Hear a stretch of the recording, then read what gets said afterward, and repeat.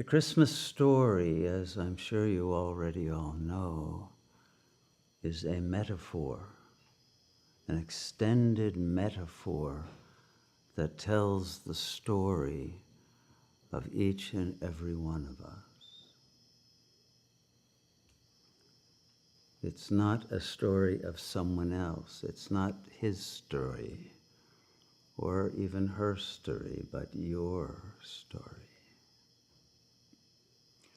But it's told as a historical metaphor with various symbolic meanings that must be reflected on and made of immediate significance in your life in order for the story to have the transformative value that it was intended to produce in those who hear and grok the meaning of the story. So in the first place, Christ, the GodSelf, who is being born in you as yourself, is born in a manger. What is a manger? It's a realm of animals, where animals live, and animalistic egos. So it's a world that has become dominated by egos and has become a place of filth, not of divine order and cleanliness and beauty, as our world has, alas, become. And the Christmas celebration comes only near the very end of each year, meaning it comes only once at the end of each kalpa, each cycle of time, when the GodSelf descends upon earth into all of those souls who have surrendered in joy to be carriers of the light of God and bring the light into the darkest time of the year and begin from the birth of the sun of wisdom, of power, of beauty, of joy, of purity, of goodness, to shine into the world with that light and relight the dying tree of life. Now the Virgin Mary, she also represents you as the soul.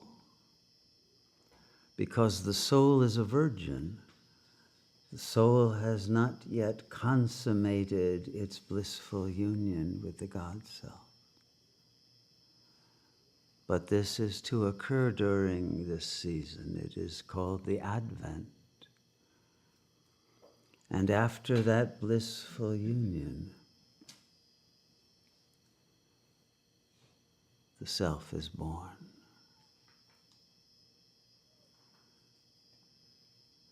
And when the Christ self is born into this phenomenal plane, the noetic field, the morphogenic field, is lit up with the vibrational frequency of divine presence. And that ignites the presence and the awakening of the Holy Spirit in all the souls who have faith and yearning to return to God and to discover the reality of God within as the self.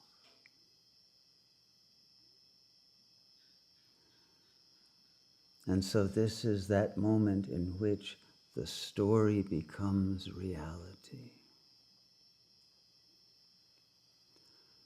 And it's because the story becomes reality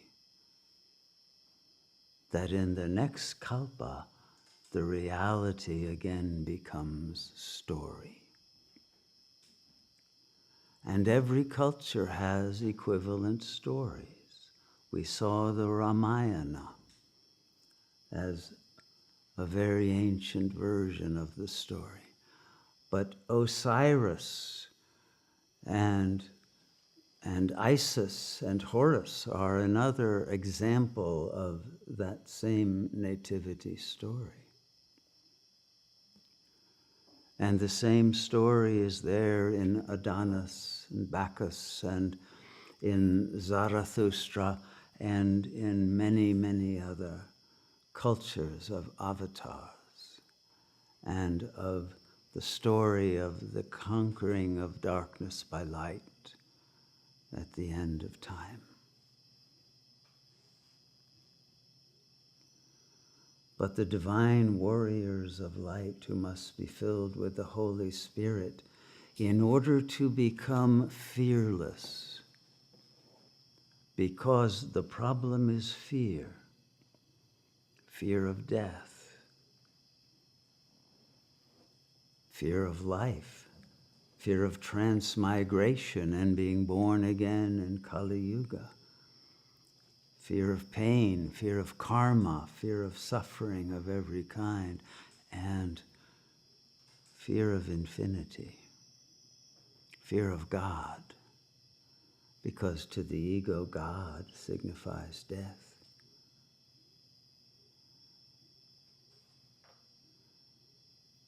And so we must overcome that fear, but we can overcome it only in that willingness to surrender to the will of the Absolute. And to separate our consciousness from the animal level, from identification with the body and with the body's mortality, so that once again the deathless consciousness can be fully realized in the stilling of the mind on that silent night in which God is born within you.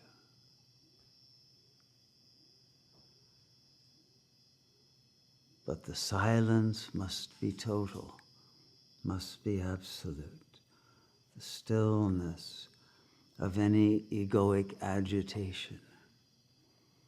And all that can be present that brings about the grace of the divine birth is the adoration of that supreme beauty, that supreme love, that supreme power, that supreme revelation of your true nature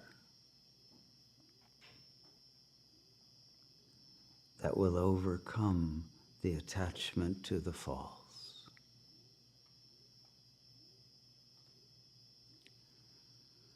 And when that happens, then that revelation is the first present we are given under the tree of life that is lit up again, thanks to this willingness to die and be reborn. And the second gift is redemption. And the third is the kingdom of heaven.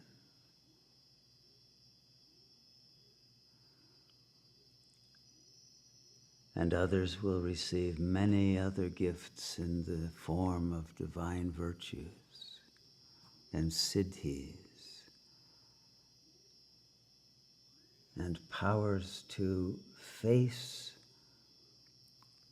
the apparent adversities of the final phase of Kali Yuga and bring the good news, bring the joy of God's presence in you to the world through your willingness to shine with that light. And to shine with that light, one must be free of Maya, one must be free of all obstructing mental chatter. One must be free of all the habitual patterns that cause one to forget who one is and fall back into the animal nature of the ego. And so the recognition and remembrance that can only become total and consistent when there has been a true fusion of being, in which you realize that you have always been none other than the One Self, because there is nothing else you could have been, because the One Self is all, the single intelligence that has manifested this entire theodrama of the ages, and who is the rock of ages. That power is who you are. And that power enables you to become a rock, a sustainer of the world in the future cycle of time, an avatar, a sage, a bringer of wisdom, a keeper of the Dharma, an upholder of nobility and righteousness for as long as possible, so that time itself becomes a temple of divine beauty and joy, and the world fulfills its function as a sacred place of the play of all of the archetypal images of God and Goddess in every kind of grand adventure, in the glory of the hero's quest to recover the jewel, the pearl of great price of this supreme knowledge once more, to finalize and put the period, the full stop to every kalpa, with the stopping of mental chatter and the cessation of maya and the opening of consciousness to union with God, who will then come fully into the form and unite with the mind and the heart and bring the fulfillment of total delight as the truth, the essence, and the overflowing joy of living in every moment. And when that happens, we are anointed. We are anointed with the nectar of immortality. And our souls drink in that nectar and are filled with that realization of our eternal presence beyond time. And time and eternity become one.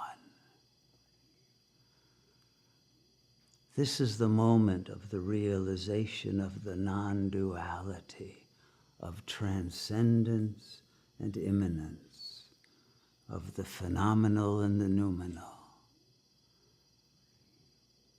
and the absolute intelligence saturates every point of space and time with the miraculous powers of that extraordinary presence that brings every consciousness into awareness that the world is a vibrant, living dream, that all of us together are co-dreaming and bringing to the climax of turning the world of apparent matter back into energy, and the energy into spirit, into the purity of infinite light from which we have all come, and to which all shall as one soon return.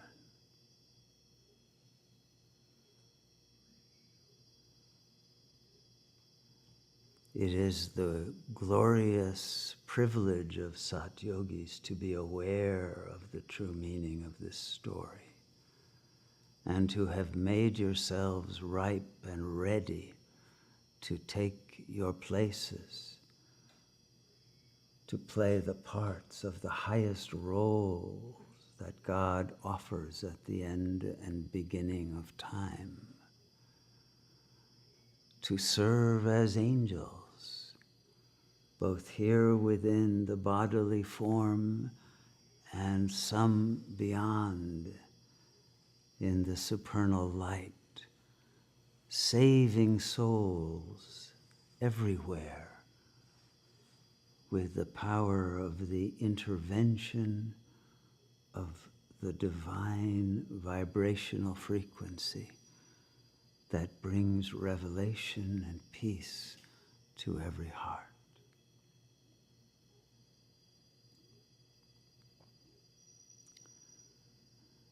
It is the joy of this final act that is our graduation,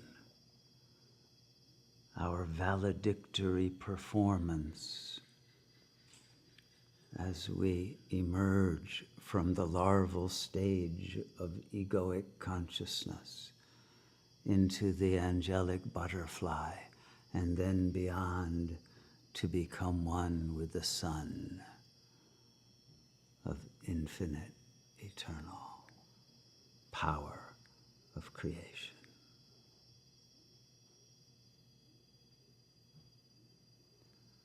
And this is the moment of the fulfillment of our own great dream, our own sweet story, for no one else wrote the Christmas story but ourselves. And we ourselves are the elves who serve Santa in that North Pole bastion where the secret transformation takes place in the core of the heart, that thaws out from its mighty efforts and becomes a tropical paradise in which the world itself can be reborn in the rebirth of Mother Nature herself as a glorious garden of fecundity and absolute perfection of ecosystemic intelligence.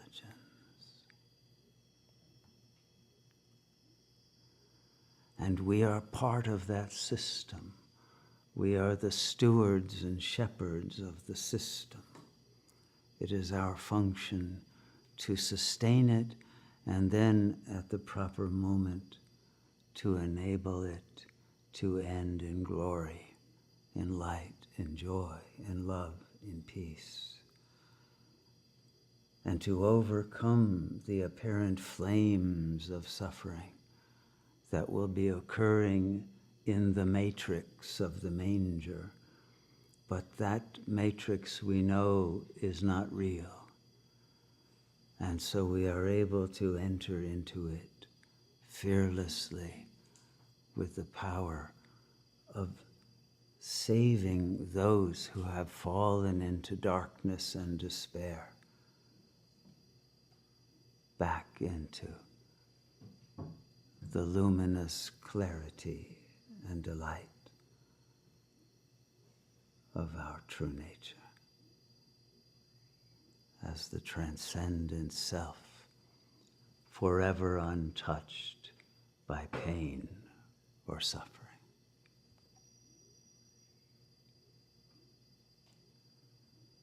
May we all be willing to fulfill this highest function which we have been offered by making use of this day itself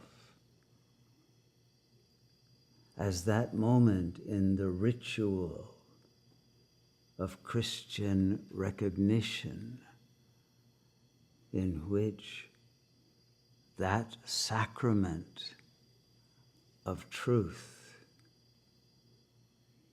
becomes realized, and God is born within you now, here, tonight, as your conscious self.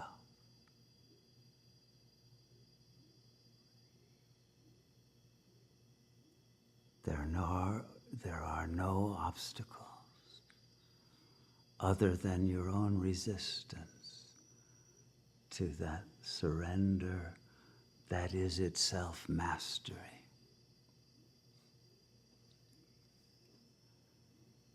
And the grace of the descent of avataric consciousness is yours for the taking, for the accepting, for the willingness to take responsibility for the upliftment of the world and the shepherding of all souls back to the Father and the Mother and the abode of eternal peace.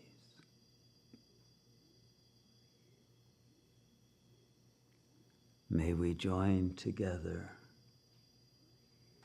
those who are here physically, those who are in other physical locations with their forms, but may we join in a vibrational resonance that brings that redemptive energy in the form of an encounter with your innermost being that enables the light to shine so brightly that all darkness of sanskaras are removed forever from the ego and the soul.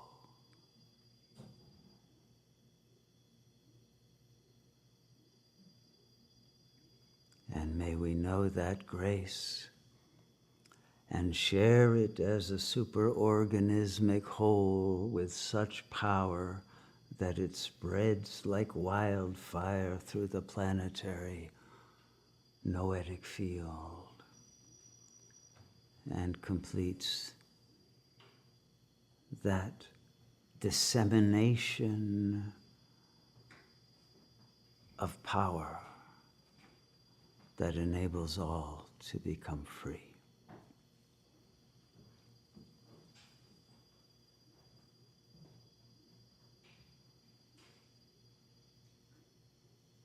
May Christ be risen tonight in every soul.